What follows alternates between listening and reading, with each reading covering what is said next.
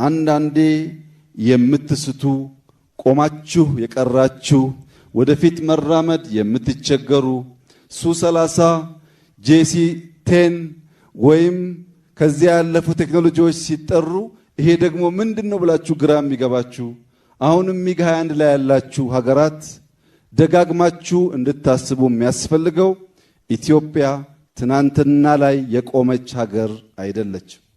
ክቡር አፈጉባኤ ታገሰ ጫፎ፣ ክቡር አፈጉባኤ አገኘው ተሻገር፣ ፊልድ ማርሻል ብርሃኑ ጁላ፣ ጀነራል አበባው ታደሰ በዚህ ታላቅ ቀን አድሬስ ቢደረጉ ለሁለንተናዊ ሀገራዊ ግንባታ ጠቃሚ ስለሆነ 90 ዓመታት ስናሳልፍ አሁን ባሉ አመራሮች ብቻ ሳይሆን እነ ሌፍተናንት ጀነራል ጻድቃን ገብረትንሳኤ በመካከላችን ስላለ እሱን አድሬስ ማድረግ፣ ጀነራል ሳሞራ የኑስ በመካከላችን ስላለ እሱንም አድሬስ ማድረግ፣ እነዚህ ቺፍ ኦፍ ስታፎች ላለፉት 30 ዓመታት ሁለት ሌላ ቺፍ ኦፍ ስታፎች ሲታከሉበት የኢትዮጵያን ቁመና አሁን ወዳለበት ደረጃ እንዲደርስ በየዘመናቸው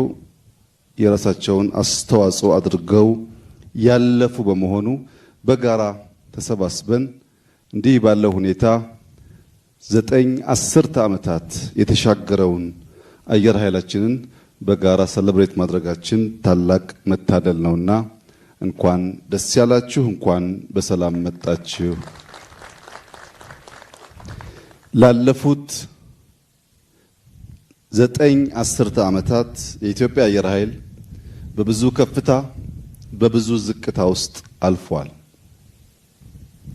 በብዙ ከፍታ ባለፈበት ዓመታት ጊዜዎች ውስጥ ለሀገር ኩራት፣ ለሀገር መከታ ኢትዮጵያን ለደፈሩ ሰዎች ሁነኛ መድኃኒት ሆኖ ከምስራቅ፣ ከሰሜን፣ ከደቡብ ኢትዮጵያን ለማጥቃት የሞከሩ ኃይላት ማሳፈር የቻለ ታላቅ ተቋም ነው። ከኢትዮጵያ በተጨማሪ በአፍሪካ ውስጥ በተለይም የኮሎኒ ዘመን እየተንኮታኮተ ሲመጣ የታንዛኒያን ኤርስፔስ ከፖርቹጊዝ የተከላከለ አየር ኃይል ነው።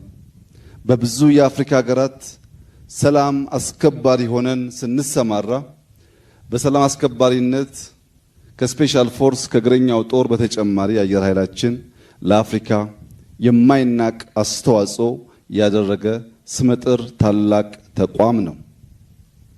ይህ ተቋም አሁን ያለበትን ቁመና እንዲይዝ በየዘመናቱ መንግስታት የሰሯቸው ድምር ስራ ውጤት መሆኑን አምነን አሁን ያለበት ደረጃ ላለፉት 90 ዓመታት ካለበት ደረጃ ከፍ ያለው የላቀ ብቃት የያዘበት ጊዜ ነው ብለን በድፍረት መናገር ይቻላል።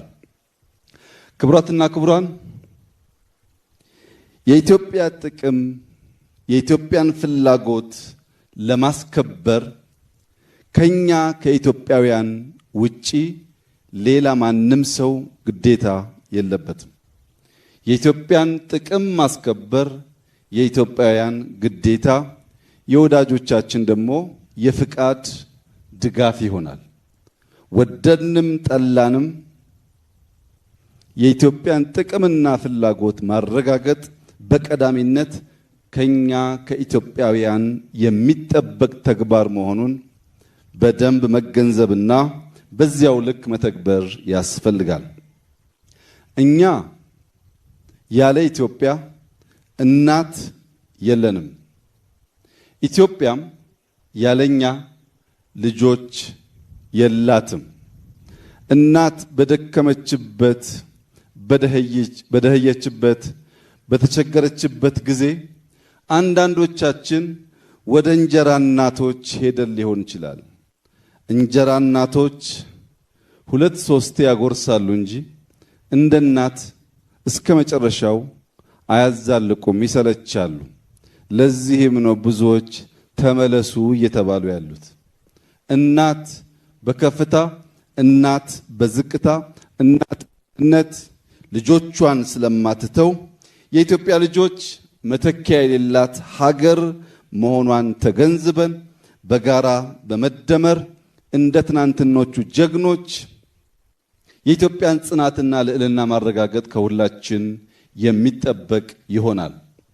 በኢትዮጵያ አየር ኃይል እንደዚህ ያሉ ዘመን የሚሻገር ጀግንነትና ብቃት ያላቸው በርካታ ጀግኖች ተፈጥረዋል። ከነዚህ መካከል ጀነራል ለገሰ ተፈራ አንዱ ተጠቃሽ ነው። ጀነራል አሸናፊ ወልደ ጻዲቅ፣ ኮሎኔል በዛብህ ጥሩነህ፣ ኮሎኔል ባጫ ሁንዴ፣ የዛሬው ሌፍትናንት ጀነራል ይልማ መርዳሳ የኢትዮጵያ አየር ኃይል ከፈጠራቸው ዘመን ከማይረሳቸው ጀግኖች መካከል ይቆጠራሉ። እነዚህ ጀግኖች በብዙ እጥፍ እንዲባዙ፣ እነዚህ ጀግኖች ከኢትዮጵያ አልፈው የአፍሪካ ኩራት እንዲሆኑ ተዋጊ ጄቶች፣ ገጀቶች፣ ቴክኖሎጂዎች ብቻ ሳይሆን የሰው ኃይላችን ላይ አበክረን ልንሰራ ይገባል። የሰው ኃይሎቻችን ሲበረቱና ሲችሉ ጄቶቻችን ወደ ወሳኝ ተዋጊ ኃይል ይቀየራሉ። የበቃ የሰው ኃይል ከሌለ ማሽኑ ብቻውን የበቃ ተዋጊ ኃይል መሆን አይችልም። የበቃ ተዋጊ ኃይል እንዲሆን ጀግኖች፣ ሀገራቸውን የሚወዱ መማር የማይሰለቹ ለሀገራቸው እስከ ሕይወት ፍጻሜ የተሰጡ ሰዎችን ማፍራት በእጅጉ የሚያስፈልግ ነው። በዚህ አግባብ የኢትዮጵያ አየር ኃይል ላለፉት ጥቂት ዓመታት የጀመረው የሰው ኃይል ግንባታ በዘላቂነት ልጆቻችን ብዙ የሚጠቀሱ ጀግኖች እያነሱ የኢትዮጵያን አየር ኃይል እንዲያወሱ እንዲያወድሱ ለማድረግ መሰረት የሚጥል ስለሆነ ከሸመትናቸው ሞዲፋይ ካደረግናቸው ከሰራናቸው ቴክኖሎጂዎች በላይ የሰው ኃይል ግንባታ ትኩረት ተሰጥቶት ሊሰራ ይገባል። ኢትዮጵያውያን አንድ አባባል አላቸው። በየበሩ ቆሞ ጀግና ካልመለሰ ሀገር ተላላ ነው ይሄዳል እንደ ሰው ይላሉ። በየበሩ ቆሞ ጀግና ካልመለሰው ሀገር ተላላ ነው ይሄዳል እንደ ሰው ይላሉ። መቆም ሲባል መጽናት፣ መትጋት፣ ለእድገት መልፋት፣ አይበገሬነትን በየዕለት ማሳየት ማለት ነው። በየበሩ ቆሞ ሲባል በአየር ኃይል፣ በምድር ኃይል፣ በባህር ኃይል፣ በሳይበር ከዚያም ባሻገር በልዩ ልዩ የኢኮኖሚ ዘርፎች በሁሉም በር የሚጠቀሱ ጀግኖች ሲኖሩ ማለት ነው። ኢትዮጵያ ውስጥ በከፍተኛ ደረጃ ብልጽግናን ለማረጋገጥ የሚችሉ የልማት ስራዎች እየተሰሩ ይገኛሉ። በዚህ የምትገኙ ጀግኖች ካለምንም ጥርጥር በአፍሪካ ግንባር ቀደሙ የልማት እንቅስቃሴ እየተፈጸመ ያለው በኢትዮጵያ መሆኑን በኔ ብቻ ሳይሆን በዓለም አቀፍ ተቋማት ማረጋገጫም ጭምር በእርግጠኝነት መናገር ይቻላል። ባለፈው ዓመት 9.2% እድገት አረጋግጠናል። በዚህ ዓመት ቢያንስ 10.3% እድገት እንደምናረጋግጥ የስድስት ወር የሥራ አፈጻጸማችን ያመላክታል። በኢኮኖሚው ረገድ በግብርና፣ በማይኒንግ፣ በቱሪዝም፣ በቴክኖሎጂ፣ በኢንዱስትሪ እየሰራን ያለነው ስራዎች በጠንካራ የጸጥታ ኃይል ካልተገነባ ዋጋ የለውም። በዓለም ላይ እንደምታዩት ጠንካራ ኢኮኖሚ ያላቸው ይህንን ዘርፍ ችላ ያሉ ሀገራት አሁን ያሉበት ሁኔታ ሁላችንም የምናየው ነው። ይህንን ጉዳይ በሚዛን አስተካክሎ መምራት፣ መስራት፣ መገንባት ያስፈልጋል። ምክንያቱም አንድ ቤት 10 በር ያለው ቢሆንና ከ10ሩ በር መካከል 9ኙ በሮች የተዘጉ ሆነው አንዱ በር ባይዘጋ በዚያ ክፍት በር የዘጠኙ መዘጋት ከንቱ ሆኖ ለጥቃት ሊያጋልጥ ይችላል። በሰላም ውሎ ለማደር እያንዳንዱ በር በበቂ ሁኔታ መዘጋቱን ማረጋገጥ ያስፈልጋል። 9 መዝጋት 10ኛው ክፍት እስከሆነ በቂ አይደለም። ስለሆነም በኢኮኖሚ፣ በዲፕሎማሲ፣ በፖለቲካ እንዲሁም በወታደራዊ አቅማችን በሚዛን ሁሉን ማሳደግ ስንችል የጸናች፣ የተፈራች፣ የተከበረች ኢትዮጵያን ለልጆቻችን ማስረከብ እንችላለን። ክቡራትና ክቡራን፣ በኢትዮጵያ የወደክበትን ሳይሆን ያዳለጠህን ቦታ ተመልከት የሚል አባባል አለ። የወደቅንበትን ሳይሆን ያዳለጠንን ቦታ ስንመለከት አየር ኃይላችን ምንም እንኳ 90 ዓመታት ያስቆጠረ ቢሆንም በዕድሜው ልክ በቂ ተከታታይ ግንባታ እንዳልተደረገለት በውል ማየት ችለናል። ከዚህም የተነሳ ባለፉት 5 ዓመታት ከሞላ ጎደል 5 ዓመታት የ85 ዓመቱን ስራችንን የሚተካከል የቴክኖሎጂ የሰው ኃይል አየር በምድር ብቻ ሳይሆን ከአየር ጥቃት ኢትዮጵያን ለመከላከል የሚያስችል በርከት ያሉ ቴክኖሎጂዎች ለመታጠቅና ብቃታችንን ከፍ ለማድረግ ሰርተናል።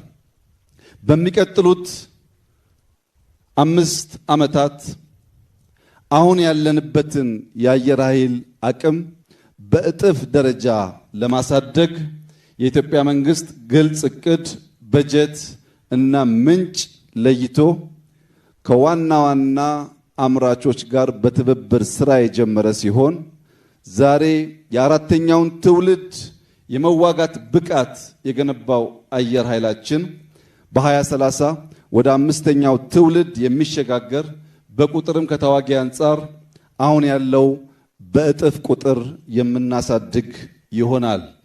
በአየር ኃይል መብቃት ማሳደግ የሚያስፈልግበት ዋናው ምክንያት በስጋና በአጥንት ድል ማስመዝገብ ያደረ የቀረ ስርዓት ስለሆነ በቶክስ አቅም፣ በፕሪሲሽን፣ በቴክኖሎጂ ብዙ ምሽጎች ማፍረስና ውጊያን ማሳጠር ታሳቢ ያደረገ አቅጣጫ እንከተላለን።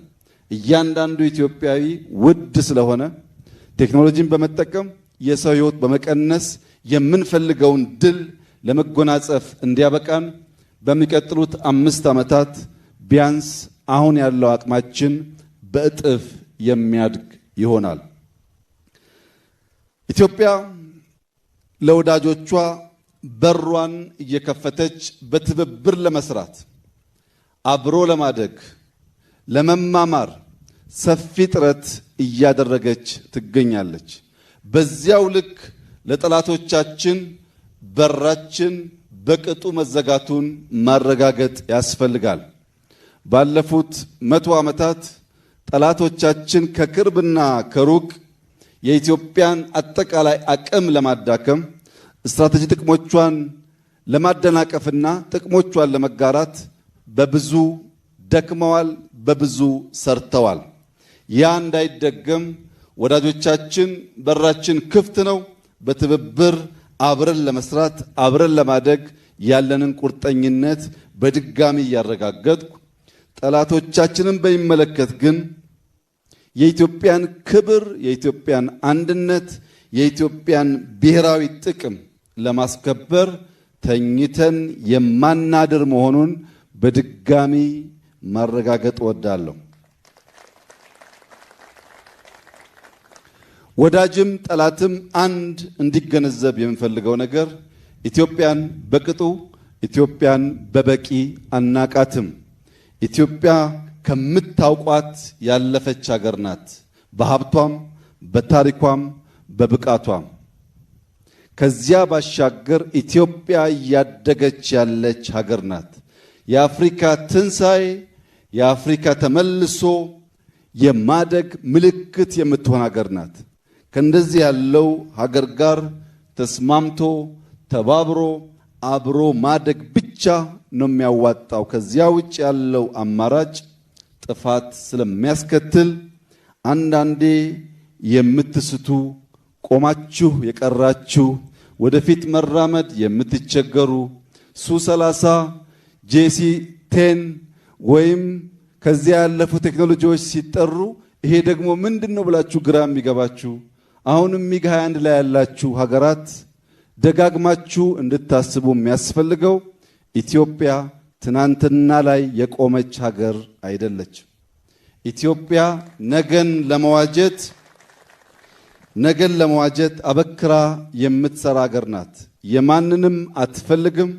የራሷን በየዋህነት በተላላ ባጭር ጊዜ ድል አሳልፋ አትሰጥም።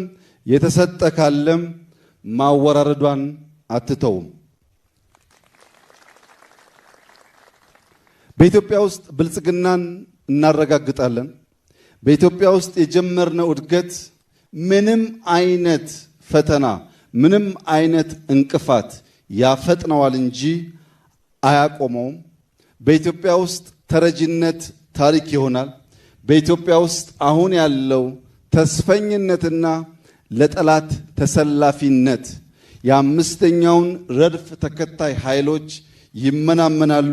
የኢትዮጵያ ሰላም፣ የኢትዮጵያ አንድነት፣ የኢትዮጵያ ብልጽግና በኢትዮጵያውያን በጋራ ትብብር የሚረጋገጥ ይሆናል።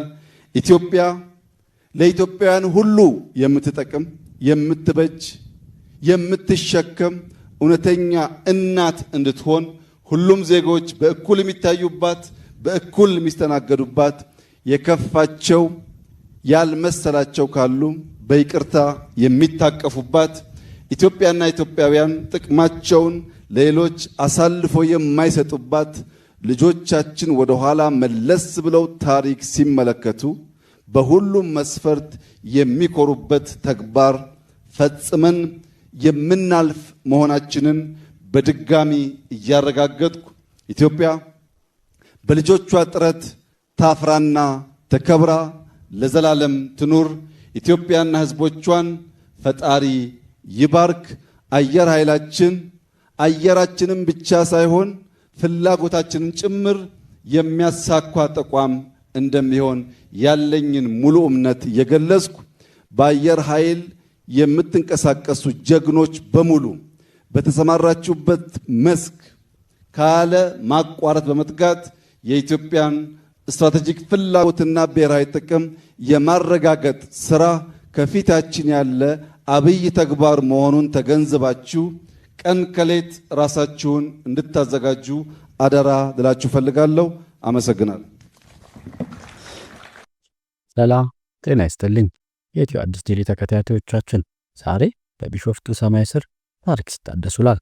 የኢፌዴሪ አየር ኃይል ምስረታ 9ኛ ዓመትን በማስመልከት የአንበሶቹ ሰማይ በኢትዮጵያ በሚል ቃል እጅግ የሚያስደንቅ የአየር ላይ ትርኢት ተካሂዷል። በክብረ በዓሉ ላይ የተገኙት ጠቅላይ ሚኒስትር ዶክተር አብይ አህመድም ለመላው ዓለም የሚሰማ ጠንካራ መልእክትን አስተላልፈዋል።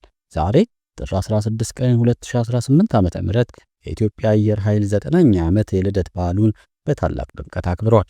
ቢሾፍቱ በተካሄደው በዚህ ደማቅ ስነ ስርዓት ላይ የሀገር ውስጥና የውጭ ሀገር የአየር ኃይል አባላት አስደናቂ የአየር ላይ ትርኢቶችን አሳይተዋል። በመርሃ ግብሩና ጠቅላይ ሚኒስትር ዶክተር አብይ አህመድን ጨምሮ የፌዴሬሽንና የሕዝብ ተወካዮች ምክር ቤት አፈ ጉባኤዎች፣ የጦር ኃይሎች ጠቅላይ ኤታማዦር ሹም ፊልድ ማርሻል ብርሃኑ ጁላ እና ሌሎች ከፍተኛ የጦር መኮንኖች ተገኝተዋል። ጠቅላይ ሚኒስትር አብይ በንግግራቸው ወቅት ግልጽና ጠንካራ መልእክትን አስተላልፈዋል። ኢትዮጵያ የማንንም አትፈልግም፣ የራሷንም በየውሃነት ለማንም አሳልፋ አትሰጥም፣ የሄደ ካለ ማወራረዷን አትተውም በማለት የሀገሪቱን ብሔራዊ ጥቅም ለማስጠበቅ ያላትን ቁርጠኝነት ገልጸዋል። ጠቅላይ ሚኒስትሩ አክለውም ኢትዮጵያ ባለፈው ዓመታት 9.2 በመቶ እድገት ማስመዝገቧንና በዚህ ዓመት ደግሞ ቢያንስ 10.3 በመቶ እድገት እንደሚጠበቅም ጠቁሟል። በግብርናና በኢንዱስትሪ የምንሰራው ስራ በጠንካራ የጸጥታ ኃይል ካልተገነባ ዋጋ አይኖረውም በማለት በሚቀጥሉት 5 ዓመታት የአየር ኃይሉን አቅም በእጥፍ ለማሳደግ እንደሚሰራም ቃል ገብተዋል። የኢትዮጵያ አየር ኃይል ለሀገሩ ብቻ ሳይሆን ለታንዛኒያና ለሌሎች የአፍሪካ ሀገራት ነጻነትና ሰላም ያበረከተውን ታሪካዊ ሚና ጠቅላይ ሚኒስትሩ ወስተዋል። ተቋሙ አሁን ላይ ከፍ ያለ ብቃት ላይ እንደሚገኝ የኢትዮጵያ መከታ መሆኑን በድፍረት ተናግረዋል። የዛሬ ቢሾፍቱ ሰማይ የኢትዮጵያ ትንሣኤና ብርታት ያሳየ ነበር ሲሉ ብዙዎች ተናግረዋል።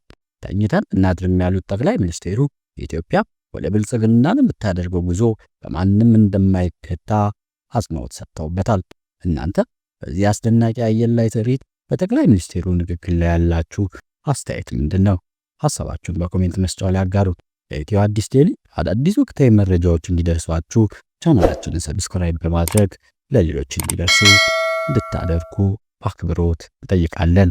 ስለተከታተላችሁ እናመሰግናለን።